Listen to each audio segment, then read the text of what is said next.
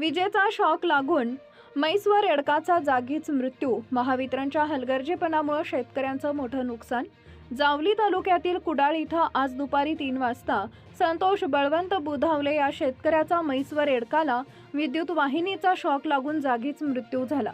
स्थानिक शेतकऱ्यांच्या म्हणण्यानुसार कुडाळ येथील नवीन बंधाऱ्यापासून जुन्या आरडेपांदीकडे जाणाऱ्या रस्त्यालगत बराच काळ विद्युत वाहिनी लोंबकळत होती.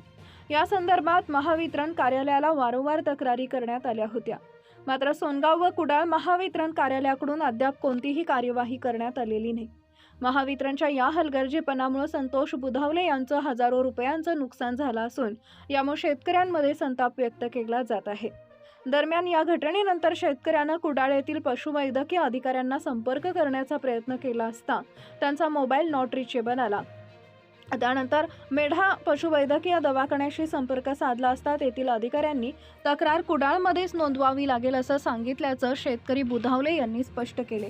शेतकरी बुधावले म्हणाले, महावितरणच्या निष्काळजीपणामुळे माझ्या म्हशीचा व रेडकाचा मृत्यू झालाय. मला प्रशासनाकडून तातडीनं नुकसान भरपाई मिळावी.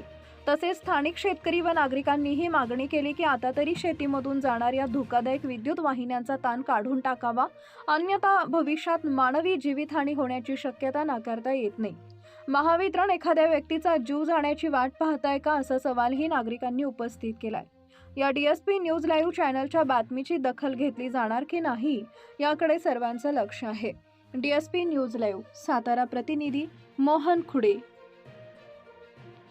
सर्वसामान्यांना न्याय मिळवून देणारे हक्काचे चॅनल DSP न्यूज लाईव्ह. संपूर्ण महाराष्ट्रातील बातम्यांसाठी चॅनलला लाईक करा, सबस्क्राईब करा आणि शेअर करा.